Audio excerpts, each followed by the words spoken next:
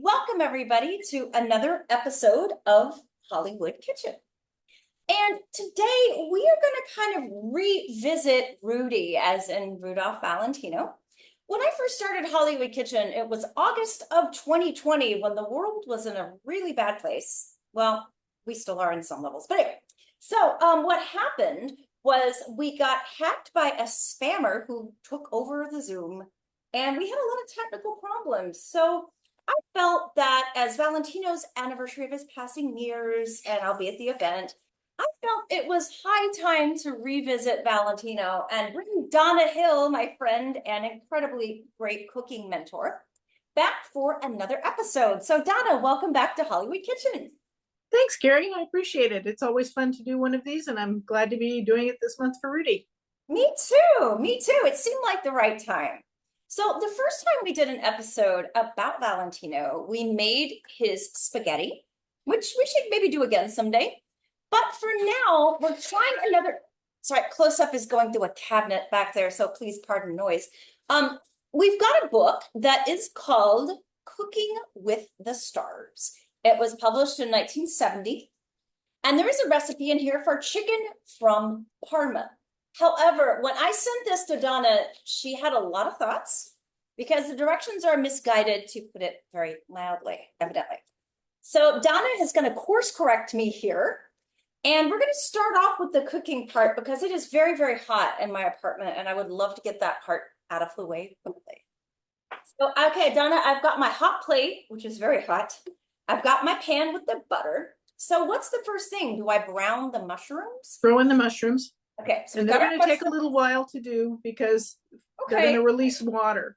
So do it at a medium-high heat if you can stand it. Okay.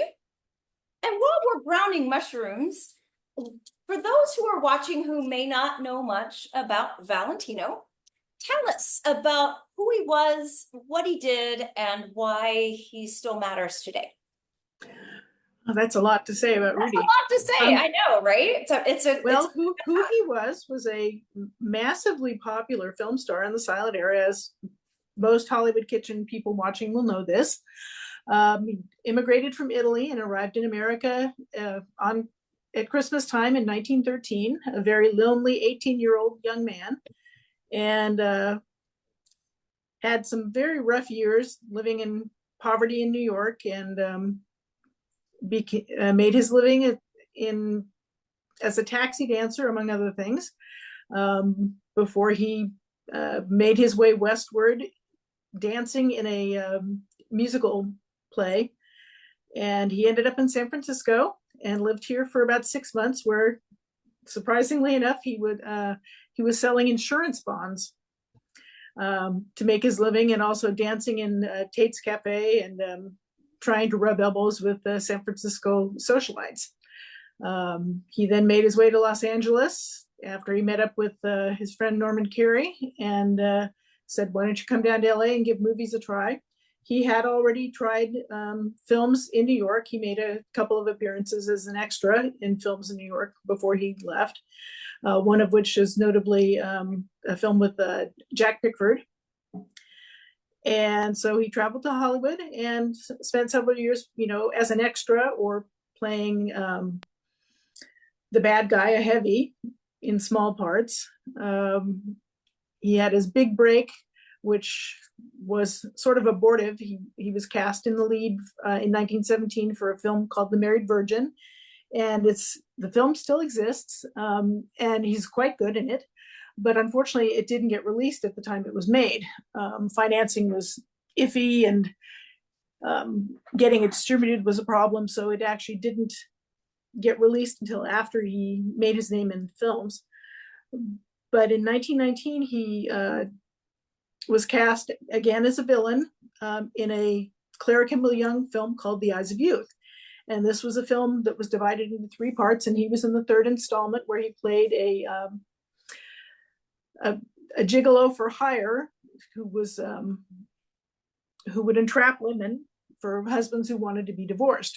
And my guy Milton Sills was the husband, who wanted a divorce from Clara Kimball Young, so they set her up, and Rudy played the bad guy.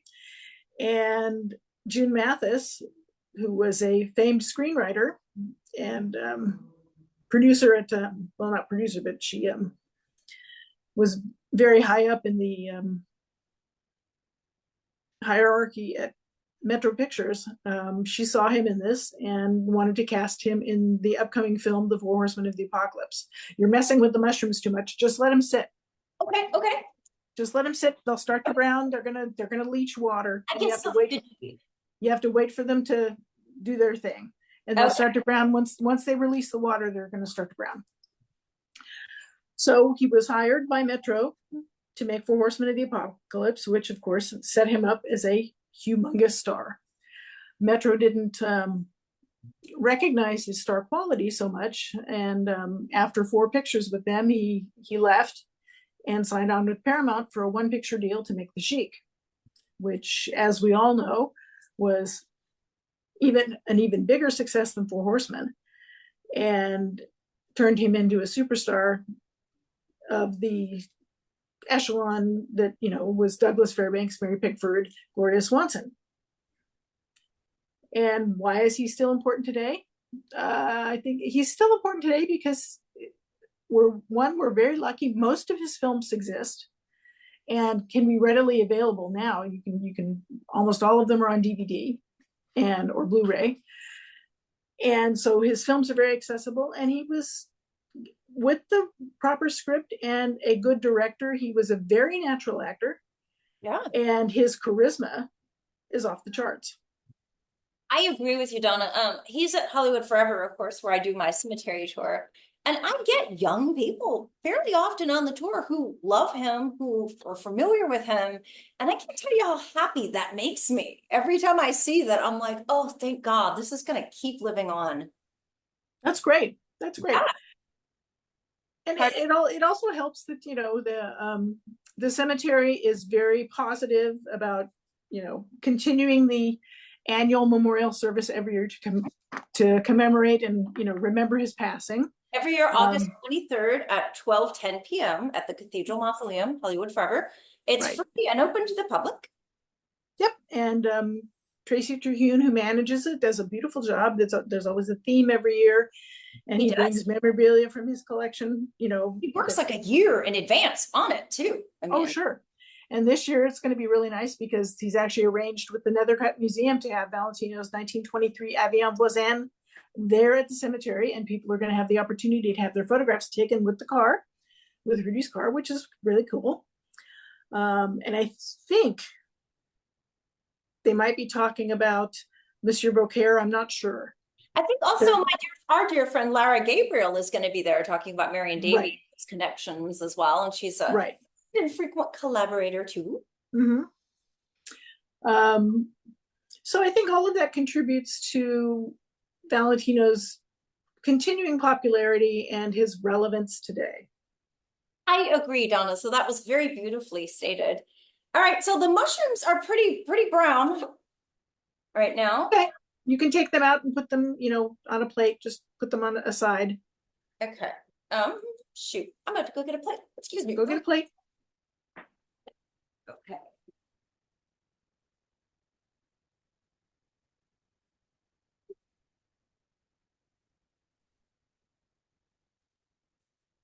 All right. All right. Got a plate here. All right. All right. They're all on a plate now. Okay. So you're going to add more butter. And if you've got some olive oil, throw some olive oil in the pan.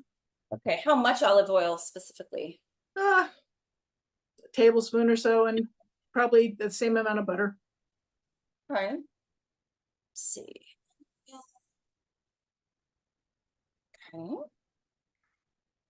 Okay. Okay. Let that heat up. Now you're going to dredge your chicken in the flour mixture. Okay. Got my handy tongs here. I'm sorry. I've got a cat that's going wild. I do too. So yeah, we share this. William Powell in San Francisco and close up in Los Angeles. So make sure that the chicken is all covered in the flour. It doesn't need to be heavily covered, but it needs to have flour on it, all of it. So no pink spaces showing. Okay. I've got, by the way, about 2 teaspoons of flour with salt and pepper seasoning in this bowl. And I am now What's using. the matter, little man?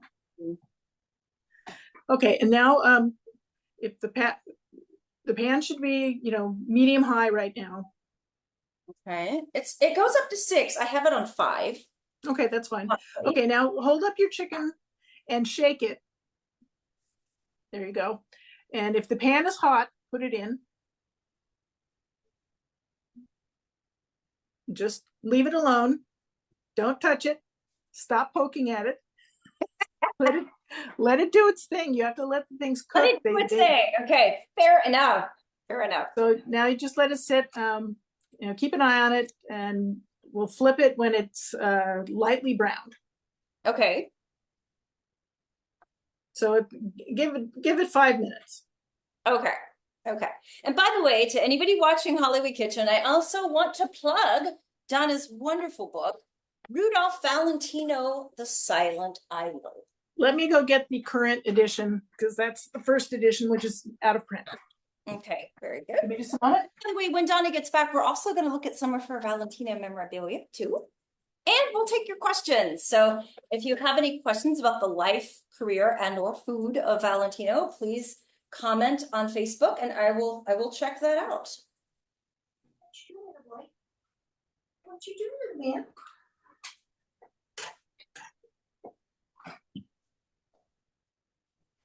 William's confused. He's not sure what's going on here. Okay, here is the current edition. Hi to Monique in Amsterdam, by the way. Hi, That's the edition, Donna. Looks beautiful. I should get that too. Shoot. And the book is available at lulu.com, and it's also, you can get it at Amazon. But I have to say, if there are printing issues, because there have been people that complain at Amazon saying the pictures aren't reproduced nicely, and quite frankly, I don't agree with that. I think they're very nice. But Lulu has had some printing issues, and Amazon orders from you can't really return it from Amazon. But if you order directly from Lulu, one, they have discount codes every month, and two, if there's an issue with the printing, you can return it and get a replacement. Okay. Well, that's very good to know. Just saying. Oh, by the way, a shout out to Darren, Doug Stewart, Karen Hansberry, Catherine Bird, Monique, and Harrison for all currently watching us right now. Hey, everybody. Hello. So, okay, the chicken is currently cooking in the skillet. I am trying to not fidget and poke and mess with it. So I'm going to keep my hands off. Yeah, just let it be. When, Donna, did you first see a Valentino film and kind of discover Valentino? The first film I saw was Blood and Sand. Me too. It was when, back in the prehistory days, before there were VHS tapes or DVDs, there were only things like Super 8 from Blackhawk. PBS ran a series called The Silence, which were hosted, I think, by Orson Welles. And they showed like Way Down East, and I think either Mark of Zorro or Thief of Baghdad with Doug. But they showed Blood and Sand with Rudy. Mm-hmm. And I think they also showed The Eagle. And that was the first film I saw. And I was like, wow, loved it. And I mean, all of the films I watched in the series, but I really loved Blood and Sand. So, of course, being a young tween, I went to the library and, checked out books. And at that point, I was reading everything on film. Back in the days when your library, your city library was very fully funded, they had a tremendous, great section on film. So I was reading everything from the top of the Dewey Decimal System all the way down to the bottom. Oh, wow. And found my way to the biographies, and they didn't have as many books on Valentino. It started with the Irving Shulman book, but I read it, and then started finding other books that were available. As soon as I could drive and go to a bookstore and special order things by looking them up in what's in print, and that's how I started. And then when I was in high school, I started collecting, because there used to be things called paper shows, and up here there was twice a year there was a giant paper show, an antique fair at the San Mateo Fairgrounds. So that's where I bought my first couple of film stills, the good old days when they were $6 a piece. Oh, gosh. And then, started, I bought a projector, a Super 8 projector, and ordered films from Blackhawk. And that's where I saw, some Mary Pickford films for the first time. I ordered Chaplin films. They had Valentino's Blood and Sand and the Eagle and Son of the Sheik. I ordered those. And they had a documentary on Rudy, which I also ordered. And I ran them on my bedroom wall, silent, no soundtracks on them. And that's how I got my start. Saw my first Valentino film in my freshman year of college, if I'm remembering this correctly. And it was a giant screen, and we saw Blood and Sand. And I was like on the first or second row. And I remember just my eyes being that big, thinking, my God, I am in love. This man is so beautiful. And beyond that, as you've said, he has got so much charisma. And there are some, as I always say on my tour, there are some stars that are of their time, and there's other stars that are absolutely timeless. And I think Valentino is timeless. I mean, there's not, I mean, yes, he's a star of the 20s, but you can see him in any era and still be electrified, I think, by his screen presence. Right. Check your chicken. Is it starting to brown? It is starting to brown. Yes. Oh, it's starting to brown. Okay, should I flip it? Flip it. Flip it over. Now, the recipe, the misguided recipe that we have here, it also mentions covering it in Parmesan cheese. Is that a thing? No, I wouldn't do that. You would. Parmesan's just going to burn. Okay, because this recipe had a lot of issues, and Donna has kind of ridden in on the white horse to straighten out said issues. Well, because I mean, any chicken recipe that requires you to cook it for 45 minutes in an oven after you've already cooked it on the stove is going to make it inedible. Donna saw red flags immediately when I sent her this. She's like, no. So, I mean, this is a dish that can literally be made in 15 minutes or okay. 20 because you've got a fairly good sized chicken breast there. Yes. So let this brown for another 5 minutes. Okay. Then what you're going to do is toss the mushrooms back in and throw in the sherry. What about the bouillon? When does that come in? I wouldn't put that in. I would just season with salt and pepper because the bouillon's just going to make it salty. Do I need the sherry though? You will need the sherry once this browns up on the second side. What about the garlic cloves? Chop the garlic. Okay, I'll do that. Oh, by the way, I'm going to ask a question or look at one of our questions, and you can answer it before I start chopping garlic here. Karen Hansberry says, Donna, I have never seen a Valentino film. What's the best movie to introduce me to his work? I think probably one of the most accessible is The Son of the Sheik, which is his last film. Right. It does have some, rapey problems that don't translate well in today's age. But the film is a lot of fun. There's good humor in it. There's a lot of action. And even though Valentino himself really didn't want to make it, he embraced it. The scenario was written by Francis Marion, who famously, as an aside, referred to the film not as Son of the Sheik, but Son of a Bitch. God bless Carrie Beecham. No wonder Carrie Beecham liked her so much. And so that's really accessible, as is Blood and Sand. If you can find it, or if you catch it on Turner Classic Movies, they will screen Four Horsemen, which is my favorite of his films. It's a fantastic anti-war film. He's fantastic in it. I mean, the minute you see within the first 15 minutes when he's dancing the tango, you witness one of those rare occasions where you see A Star is Born, much like you would see Errol Flynn in Captain Blood or Fred and Ginger in Flying Down to Rio. You see the incredible phenomenon of stardom come to life. And what I was going to ask you is, why isn't that on Blu-ray? What the heck? I mean, that's been on my wish list, and I know it has been yours for a very long time. Very long time. And what did that situation? I hope that Warner Archive is going to, put it out, but so far that hasn't happened. which is why my DVD-R that I recorded off of Turner so long ago, they'll have to pry it out of my cold dead hands until it gets a legitimate release. I'm hoping that it's going to happen. So back to Karen's question, for the readily available, Blood and Sand, Son of the Sheik, and the Eagle are all great ways to start. And he's great in all of them. They're all great movies. You can't really go wrong with any of those three. No, And I think the Eagle or Son of the Sheik are the two most accessible. Donna, did you do a commentary track on Blood and Sand or write the notes? I forget. I did the notes on the Blu-ray for Blood and Sand. Okay, then you're being modest. You need to tell people about that. Okay. I wanted to do a commentary, but they'd already had it. Somebody had already done it, so.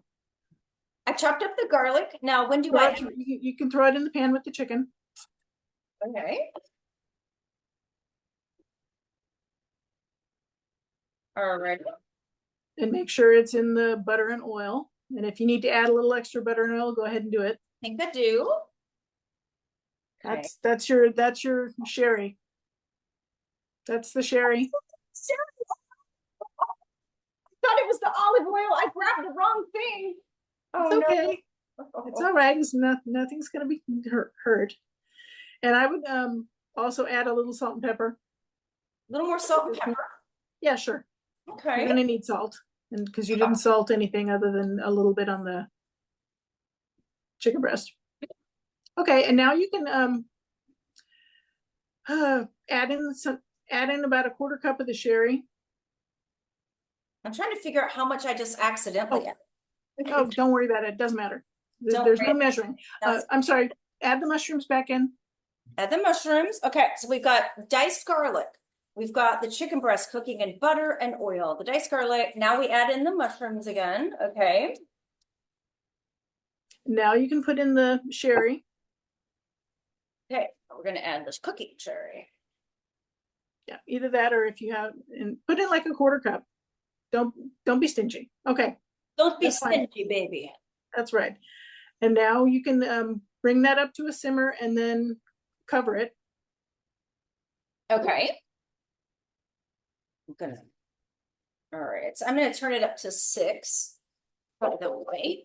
And I will take a picture and post it for you guys later, but about 2 years ago, Donna and I also made a chocolate mousse recipe from a 1925 cookbook that was attributed to Agnes Ayres. And since they co-starred together in The Chic, and since it's really hot outside, I thought making that frozen chocolate mousse would be perfect to go with this recipe right here.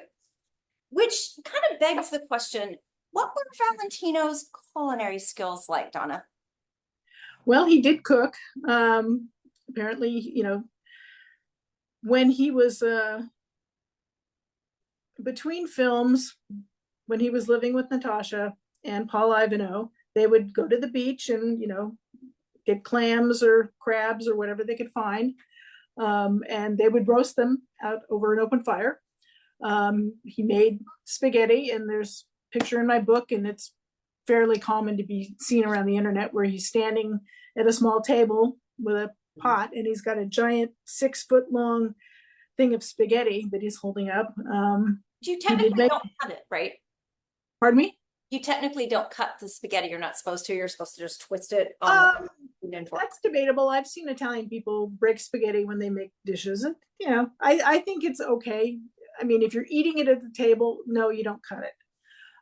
If you break it when you're cooking it, there's a reason for that, or whatever.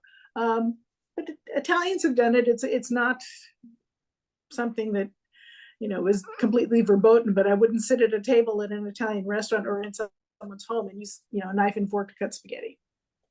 Okay. It's like eating ramen. It's not graceful. Okay. You haven't been to Castellaneta, right? His hometown? Mm-hmm. You have? No, I have not yet. I'm planning to go next year. Oh, it's on my bucket list because I figure, I've done the tour at Hollywood Forever for 22 years now, almost weekly for 22 years. I've stood where his earthly journey came to an end. So I feel like I need to go where the earthly journey started. So that is a bucket list goal. Joanna Ramos has that too. So we should all like plan a Yeah, team. no, I'm planning to go next year when I go for the Pordenone Festival next October. See, I would Uh, love to Pordenone, but October is so busy for me. I just can't. It's not a good time to leave town. But you go and let me know how it is, and then I oh, I will. will. I will. I've already let one of the people in Castellaneta know that I'm planning to come next year. Oh. So just let that go. Okay. Don't fidget. Let it go. Okay. Yeah. So he cooked spaghetti. He cooked clams. Do we know any other things that he liked to cook? Well, his mother sent him recipes, and his mother was French, so he, not only ate Italian food, but he liked French food. And I know one of the recipes that she sent him in one of her letters was for making crepes. So I'm sure that he made crepes. We should do that, Donna. Oh, that's easy. Crepes are easy. Well, I don't know. I've never made them. You'll have to teach me. Okay, we can make crepes. Um, or crepes brulee. I can't remember what they are in Italian.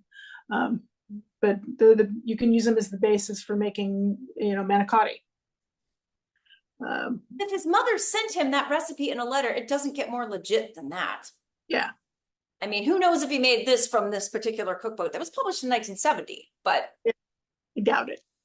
doubt it. But it was published, it was attributed, so I figure, but And I can't remember where I read it, but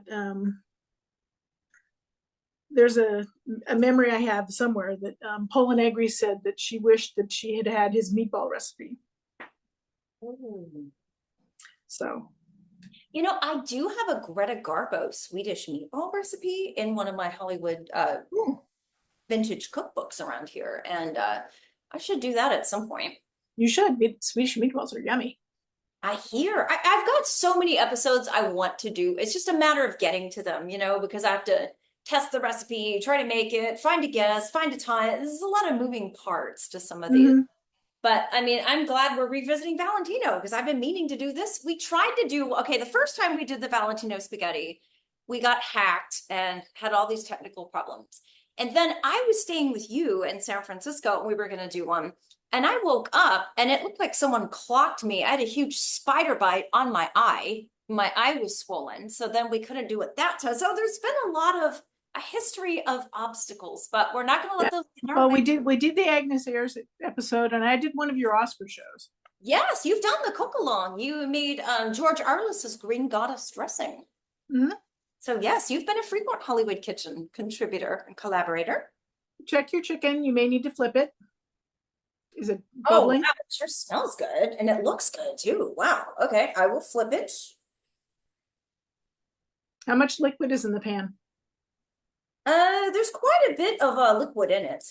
Okay, so what you're going to want to do in another few minutes is take some of that flour from the bowl and sprinkle it in there because you're going to want to thicken your sauce.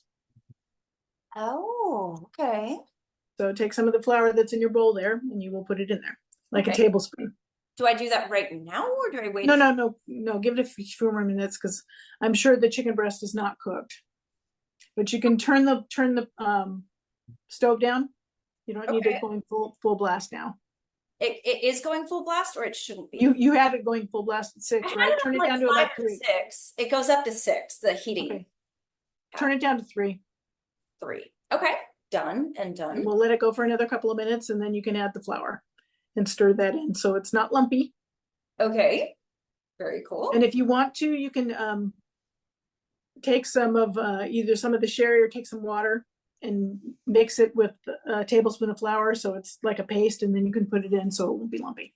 Should I do that right now? If you want to. You have a little tiny bowl? Well, I've got this right here. So you said I should add but that's too much flour. You just need like a tablespoon. Oh, okay. Well, I've got a tablespoon right here. So I can take a tablespoon and maybe add it to the juices inside the bowl? Yeah. Okay. Can do that. Okay, now do I stir this around? So yeah, you're gonna stir it around. Yeah. So the flour intermixes with this. Okay. It's getting soaked up by the mushrooms, to be honest. That's good. That's good. It soaks up the liquid. That's fine.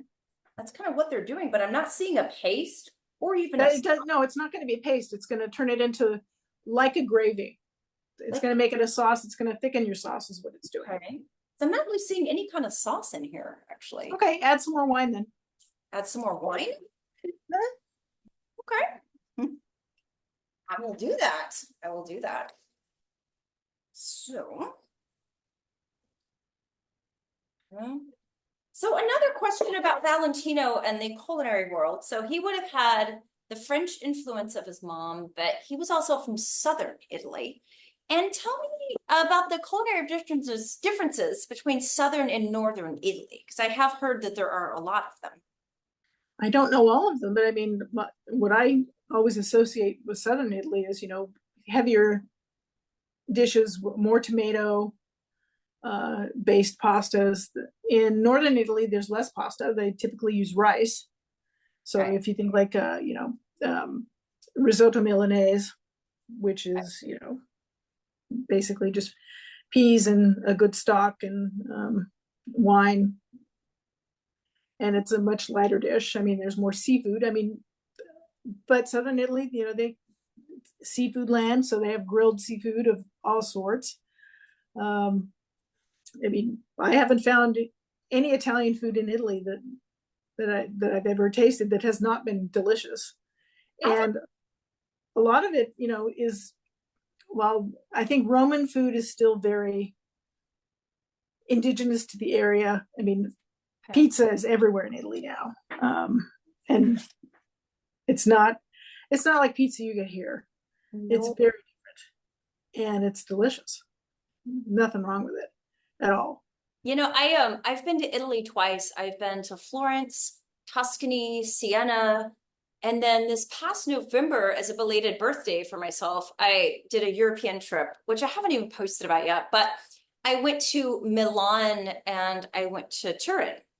And the food, it's almost like the end of Ratatouille when Peter O'Toole's the food critic eats the food and he just feels like the angels sing and he flashes back to childhood. And it's just, the food is so, so good. And I went to one restaurant and I ordered diavola, which is their equivalent. And the waiter turned to me and he goes, that's pepperoni pizza. And I go, but not like in America. It's so different here. Bring me diavola. So, and I had spaghetti, gelato. As a coffee drinker, the coffee there is, Oh, of course. I mean, Italy is the land of coffee. oh, And, in Pordenone, which is so wonderful, the hotel is here, the theater is here. Right across the street from the theater is a gelateria. You walk up the piazza, turn past the library, there's a gelateria. You walk further up the piazza, there's another gelateria. I mean, and there's a wonderful chocolate bakery shop called Paratonere, where they make these beautiful little cakes. They make beautiful big cakes. They make beautiful sweets. They make beautiful chocolates. They make this incredible hot chocolate, which is, if you order their black chocolate torte, they'll give you a little cup of their hot chocolate to go on it, and it's incredible. I mean, what's not to love? yeah, exactly. Like when I was over there, I thought diet and health stuff is going to go out the window. Oh, sure. So I will just eat what I want and whatever happens, happens. But how can you not when you're in a place like that? How's your thing looking? Let's see. Not really seeing a sauce per se. It still looks like a clear kind of color, but the mushrooms are getting real kind of soggy a little bit.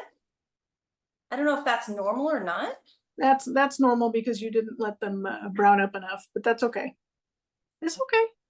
They'll taste good. Okay. Do I keep letting And the sauce should be fine. Is it getting a little bit thick? That's the Here, thing. let me hold this up for the camera so you can see. Yeah, that's looking okay. That's fine. I think it's probably done. Okay. The worst thing, you don't want a raw chicken breast, but Yes, this is true. you should be able to plate it up and taste it and give it a sample. And just pour the mushrooms and sauce all over the chicken. And this is essentially a chicken scallopini. Because it said chicken from Parma in the cookbook, but again, the recipe was so misguided. It was kind of, The 1970s cookbook. what can you do? What can you do? What can you do? Okay, so this is pretty much how our final product looks. Yep, and if you want to put Parmesan on it, you can. Yeah, I will do that right now, actually. Doesn't need it, but it's up to you. Okay. And okay, someone just tuned in. I missed the beginning. What's cooking? Well, just so if you're just joining us, I wanted to revisit Rudy. I felt it was high time to do this. And there is a cookbook that I have in my collection. It's called Cooking with the Stars, Hollywood's Favorite Recipes. And it was published in 1970. It's a chicken from Parma recipe, although Donna course corrected me because there were a lot of things that made no sense, as often happens with these things. So Donna basically said it is basically chicken scallopini, and that's what we're going to do. Close-ups. And that's what you did. That's what we did. Okay, we'll put a little Parmesan on top of all this. And there we go. Voila. There you go. Chicken Are you scallop. going to taste it? You know, I'm going to, I don't have a fork on my table right now. So let me go grab one really fast. Donna, do you want to show some memorabilia while I'm off grabbing Oh a knife? gosh, I didn't prepare anything. Oh, okay. And the poster behind me is unfortunately reflecting between the light here and the fact that I've got the blinds open. But it's a one sheet from the Eagle. And sorry, I didn't prepare to show anything. And there's too much of it around here anyway. That is true. But you've shown it in the past, definitely. So we do. And you've been here, you've seen my Hall of Fame. It's not just Valentino, it's lots of old Hollywood greats. Donna's home is like a Hollywood history museum and Art Deco, of course, too, which I love. Lucky in that, but one day I'm going to have to leave this apartment, and I am already preparing myself to be resigned that I know they're going to gut it and take out all the wonderful Art Deco loveliness. Understand that. It's like, why don't they understand people like that stuff and people pay big bucks for that stuff. Well, unfortunately, they think that the people that like gray walls and marble, everything. Ugh. All right. So Rudy.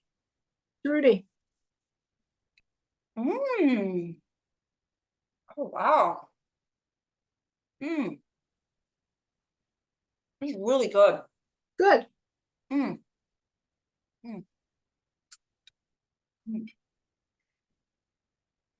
Excellent.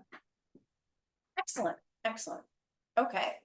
So, let's see if we have any other Valentino questions pouring in here.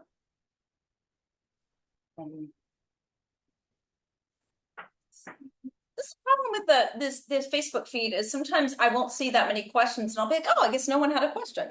And then I'll log off, and then like 20 minutes later, like 50 questions pop up, and I'm always like, oh, shoot. So, like said, by the way, if you are in Los Angeles, August 23rd at 12:10 p.m., we'll have our annual memorial service honoring Valentino, planned by Tracy Terhune. He spends like a year planning and orchestrating this, and it's a lot of moving parts. So a lot of dedication and hard work goes into this. Yeah. And it's really going to be a treat. It's free. It's open to the public at the Cathedral Mausoleum. I've been a lady in black for 22 years. I'll do it again this year. And I say a lady and not the lady because I don't like the competitive, bitchy aspect of it that some people seem to want, the cat fighting. I'm the only one. Like, to me, there's plenty of love to go around. Right. And if more women want to get dressed up in black, be glamorous, celebrate Rudy, I love it. And I say the more the merrier. Yeah, and believe me, having been to the memorials, way back in the day in like 1980, 81, 82, where it truly was a free-for-all for the crazies. These are much more better organized, and it's done with respect, which is lovely. Yes. And it's Tracy's baby every year, and he does a lovely job putting it together. So it's great that the cemetery embraces that, and allows him to be part of it every year, and it's fun. I'll see you guys next year. Since I'm not able to make it this year, but I will be watching because they will stream it live on YouTube. I think Yes. on the We Never Forget YouTube page, and it'll also stream live via Facebook. Yeah, and you can watch it worldwide wherever you are in the Yeah, world. and people do. They had people watching from Germany and Italy Yeah, last year, I so love that was that. pretty cool. Sean Leahy is asking, I have never heard his speaking voice. If he had lived, could he have made the transition to talkies with his voice? I will provisionally say yes. The varied responses or recollections from people that worked with him, like Doris Kenyon, who specifically said he had a very continental speaking voice. If you listen to his recordings, he recorded 2 songs, El Relicario and the Kashmiri Song, and they're both on YouTube. You can hear in the El Relicario, which is in Spanish, he seems to have a thicker accent. He has a fairly thick accent singing the Kashmiri Song, which is in English. Would he have made it? I think he would have probably been successful in talkies. Of course, my fantasy would be that he would have played Dracula rather than Bela Lugosi. And not dissing Bela, I love Bela, but I think he would have brought something different and more intense to Dracula. It would have been perfect. The downside is, I think that because of when sound came in, America's taste changed, and his style of film would not have been popular, particularly if you go past like 1931 or 32.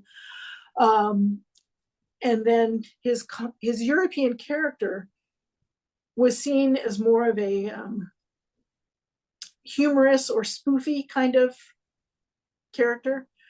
Much like, Nils Astor, while he gave an incredible performance in The Bitter Tea of General Yen, which is like my favorite Frank Capra film, his career basically went nowhere. I mean, John Gilbert, who We was, just did we just was did John wonderful. like a few days ago, so this kind of ties in, And, Gilbert wasn't, contrary to the rumors that constantly still persist to this day that he was, sabotaged for his voice. He had a perfectly fine voice. It's just the florid style of acting, the Ruritanian fantasy kind of films, they were out of fashion. It was, Cagney, Robinson, hard boiled. Fellini with all of the gangster films. I mean, it was the Depression. It was a very different time for film. So while fantasy films were still popular, it was in the musical genre more so than, a Ruritanian romance. So I think Valentino probably wouldn't have seen his star fade ultimately in talkies, but he was already planning to work more behind the camera. He knew that his days as a screen lover were limited, and he was, hoping that he was going to produce and direct and not work in front of the camera. So, long-winded answer to your question. I think yes and no is the answer. Here's my take on this. Okay, so you know how some stars were just shoved right into sound very quickly, like say Clara Bow or even John Gilbert, and they weren't given a lot of time or even cultivation to make that transition. But someone like Garbo, and she was like the last star that I can think of to make that leap from silent to sound. Basically. MGM kept her out of sound as long as they possibly could. They worked with her accent. They found just the right vehicle on a Christie. They found the right director. They handled that with such care and so much tact that she became an even bigger star in sound. So I feel like had Valentino lived, again, just my 2 cents on this issue, but I think had they said, okay, we've got something amazing here. Let's keep him from it. Let's work really hard. Let's bring in Rex Ingram or just the right director that is going to bring out his absolute best and nothing less than that will do. And really been so careful about handling him. I think he could have made it. But again, I think the ones that were just shoved right into sound very quick. But you have to remember, at this point, Valentino was an independent. He was like Doug Fairbanks and Mary Pickford. He was working, at United Artists. Yeah. He didn't have a studio behind it. That's true. That is, And, poor Clara, she was, with Paramount, and Paramount was a meat grinder. yeah.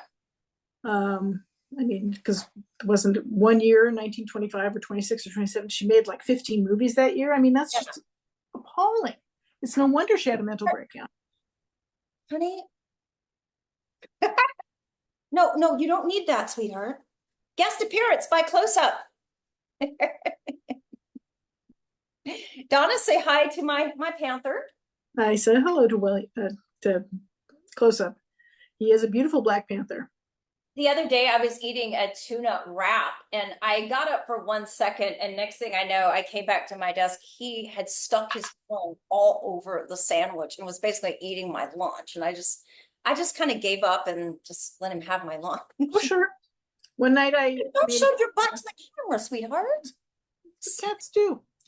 One evening, right after William came to live with me, I had made pizza, and I, put a slice on a plate, went out to the living room because I was going to watch a movie, and went back to the kitchen to get my glass of water, and there he was. He'd flipped it over onto the carpet and was enjoying it. Well, let's not forget Tango tried to murder you. Your previous cat, Tango. Oh, yes. Well, William does that as well. He likes to, run past me and then check. So I have to be very careful that Right. he doesn't, I don't trip over him. Honey, Because he is very fast and he's very silent, except when he's talking. it amazes me how fast they are. Like close up can be at the other end of the apartment and I'll open something in the kitchen and he will all of a sudden be there. And I'm like, how did you get here this fast? They're very speedy. He's very speedy. Oh, it's crazy. Okay. Um, Megan McSweeney says, ooh, he would have been a very sexy Dracula.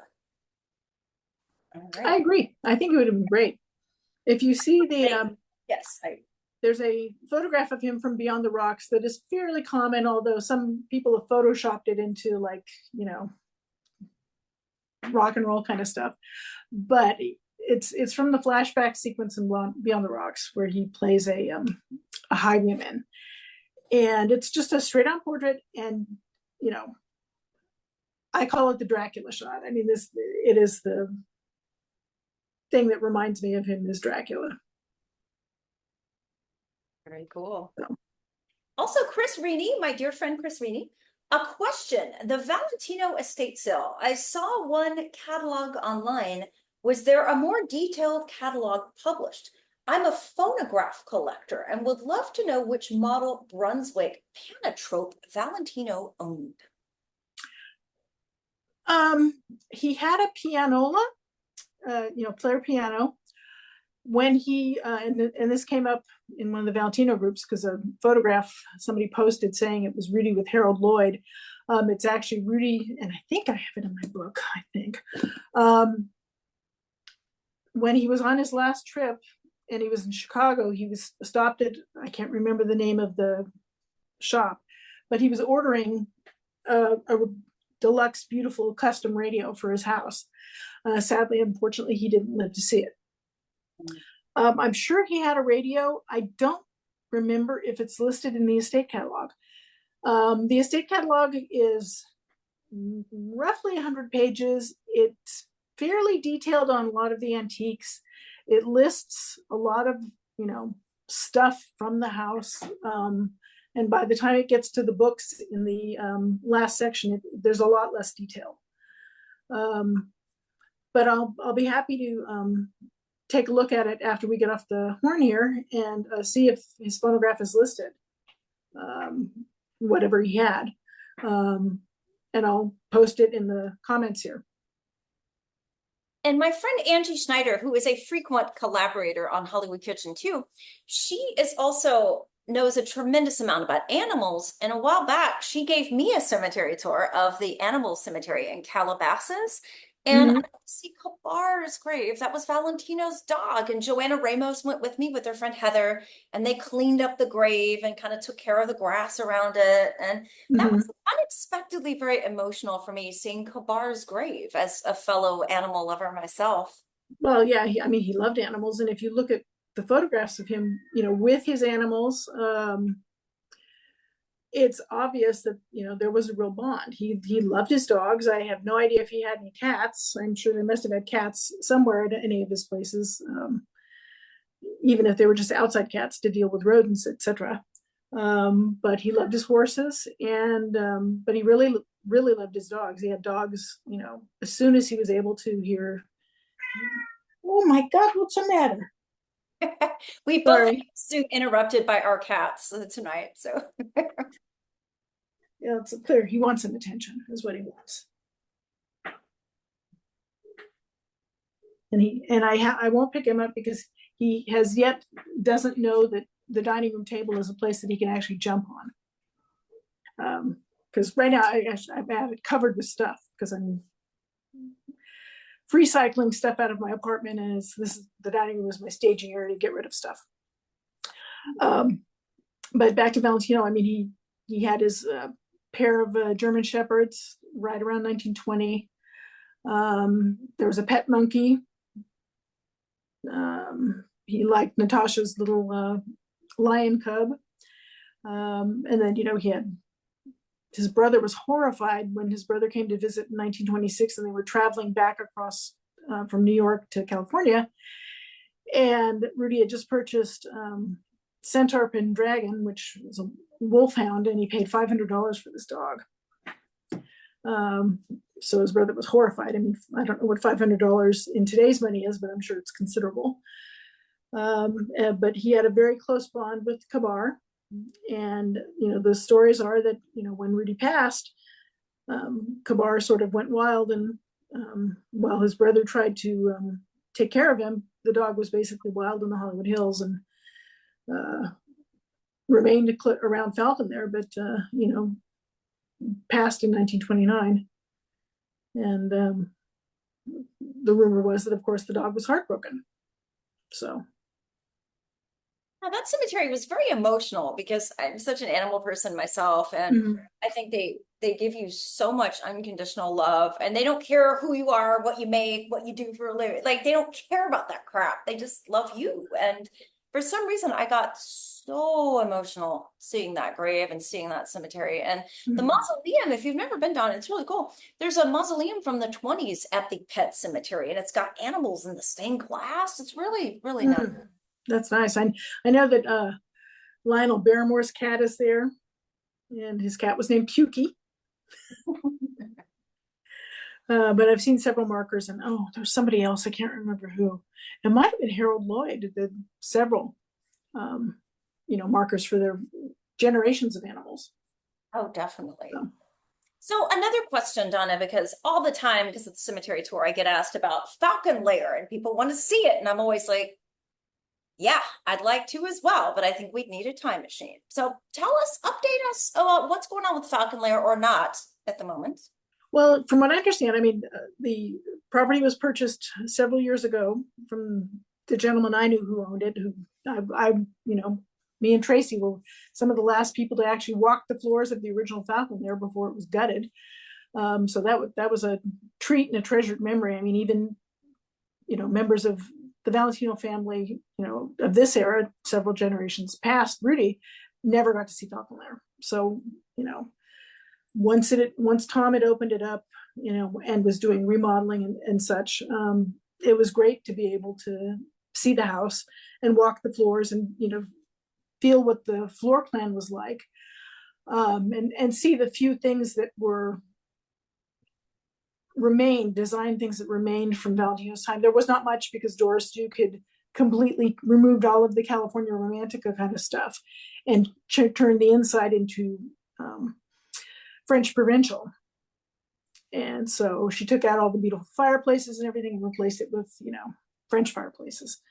But still, it was the same floor plan for the most part, and it was quite surprising at, really what a small house it was. It wasn't large. The rooms weren't terribly big, but it was, of the time. And it's not like the giant, monstrosities that they build today. Yes. It was, a humble house, but it was his house. And he clearly enjoyed it. I'm sorry that he didn't have longer to live there. because the views from the house were spectacular with, all of the LA basin below you. I mean, it was just gorgeous.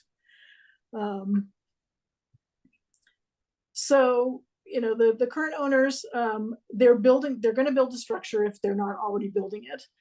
And they do have a respect for history because there is a gentleman who is doing a book for them on the history of the house. It's just for them. But he asked me for stuff. I mean, I've got the floor plans for Falcon Lair, and I sent him, the architectural stuff. And so that's great. They're interested in the history of the house and the property. I think they're limited as to what they can do because they can't remove the outer gates and the wall, because if they do, according to the zoning in Los Angeles, the actual zoning of the road is inside the gate. There was some mistake that was never corrected. So if they do anything to the outer walls, they would lose a big chunk of the front part of the house property, the driveway area for the garages. So as it stands, the only thing that remains up there are the outer gates and the garage building, which has the old servants' quarters that are above the garage. That was the old chauffeur's quarters. The house itself was raised years ago. And it is what it is. I mean, like so many things in Hollywood, it's ephemeral and it disappears. I mean, at least in this case, it wasn't, taken down for lack of respect. It was just when Tom owned the property, he was going to, he was an architect by trade. He was going to, build a new house. But as he said, one of the reasons he got out of doing it and wanted to move was because the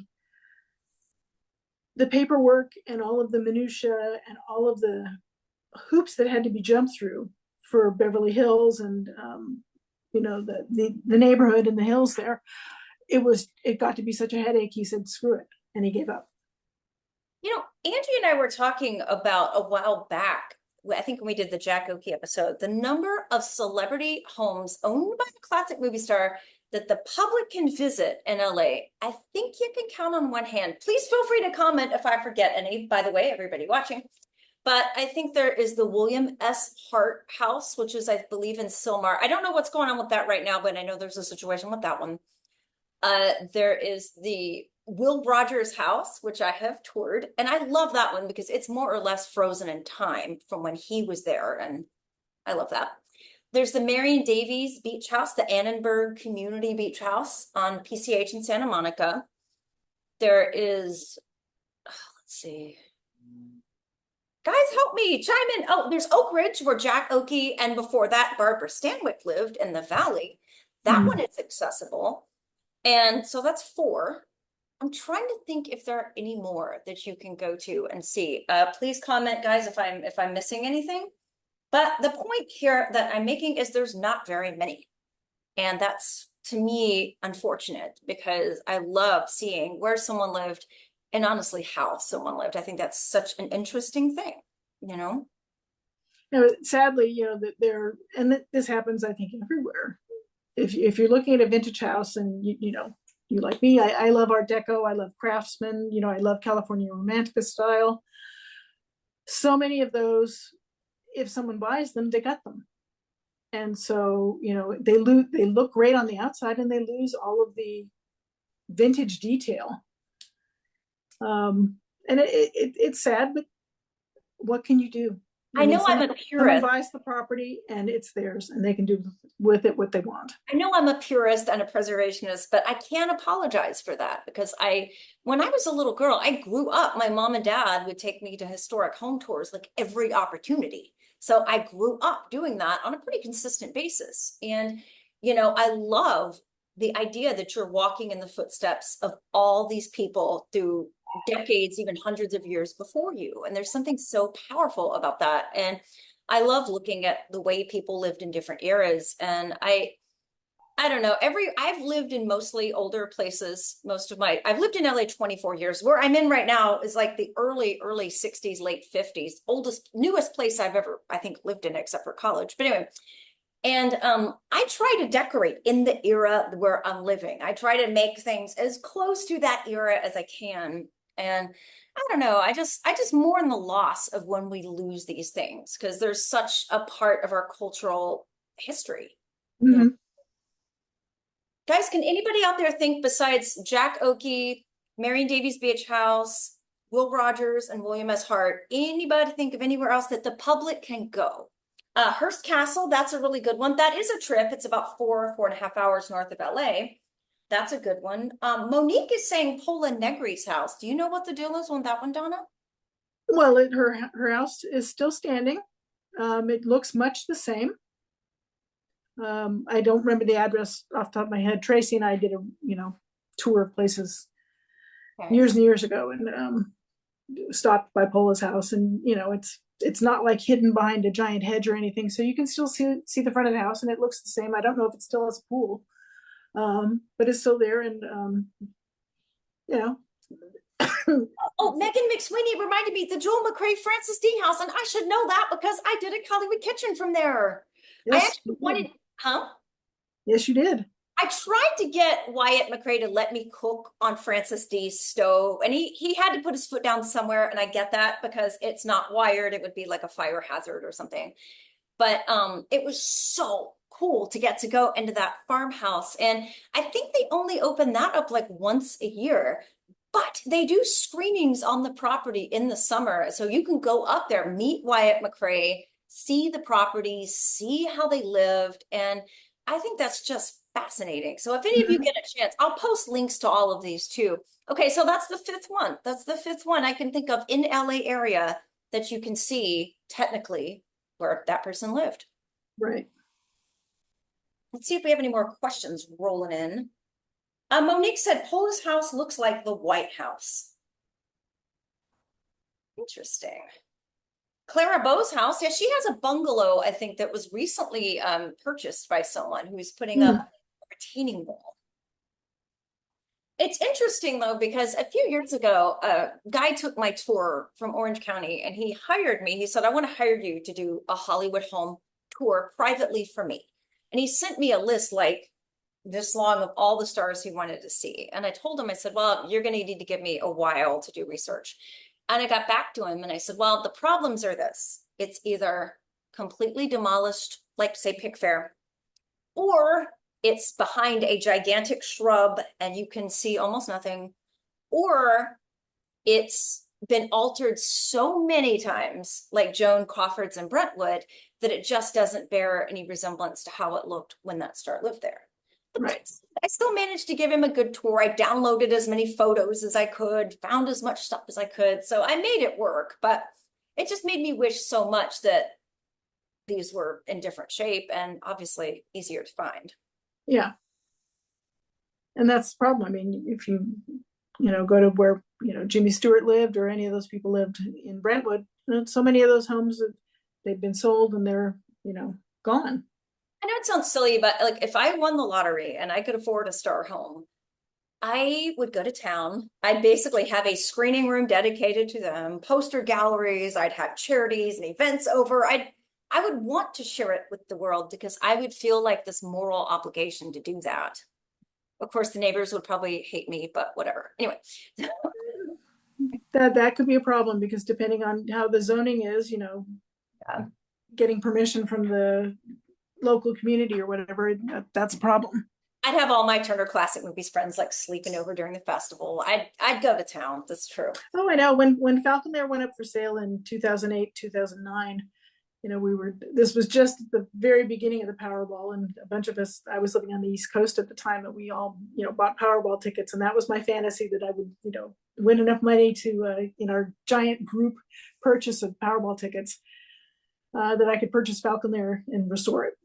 But of course, didn't happen.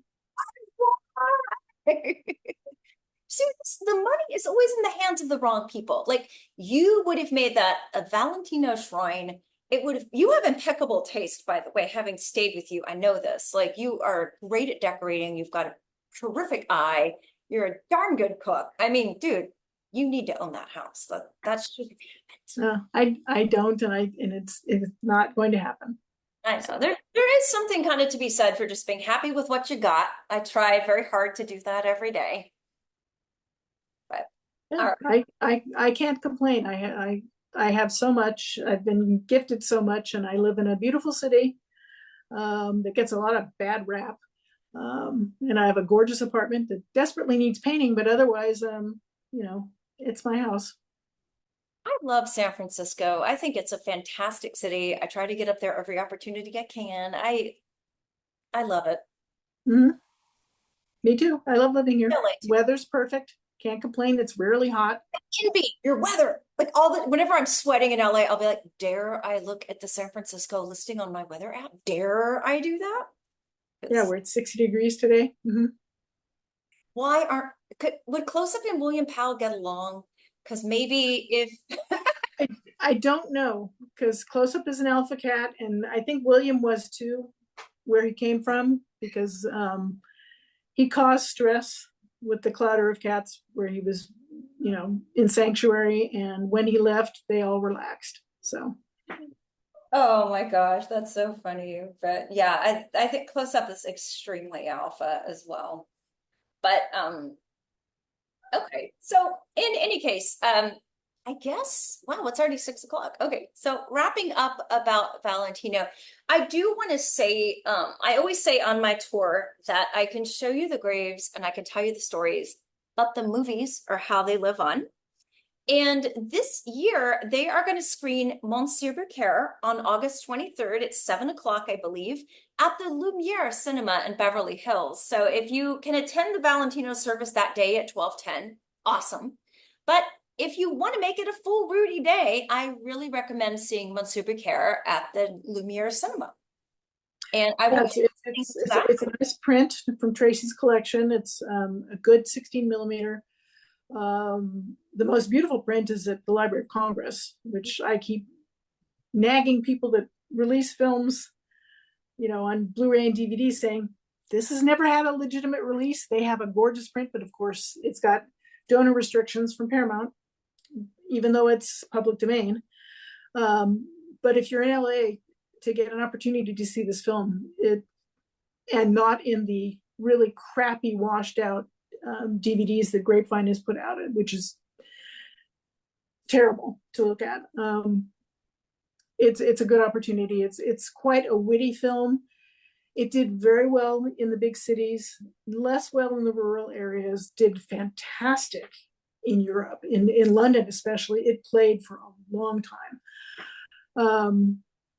But there's quite a bit of humor in the film, and it's I enjoy it. It's not my top favorite Valentino film, but it's beautifully produced. And if you go in with the right mind, it's got humor, and Valentino's very light on his feet. He just like this was a precursor to The Eagle, which also has a lot of comedy in it, Oh, and I love the Eagle. um, it worked. The tongue Yeah. in cheek really works. I'm gonna say Sierra Madre Playhouse, they do like a little silent film festival every year as well. And I believe they are showing with Super Care too. I think it's the 100th anniversary this year, right? Yeah, it is Yeah. 1924. So I will post links if any of you live locally and want to take advantage of these big screen opportunities. I very much encourage you to do that. All right, let's see if we have any more questions rolling in. Oh, our friend Camille, she just wrote, a long way from Hollywood, but the Australian star Louise Lovely's home still exists in Tasmania. It's not open to the public, but it is extant nonetheless. Good to know. Hi, That's Camille.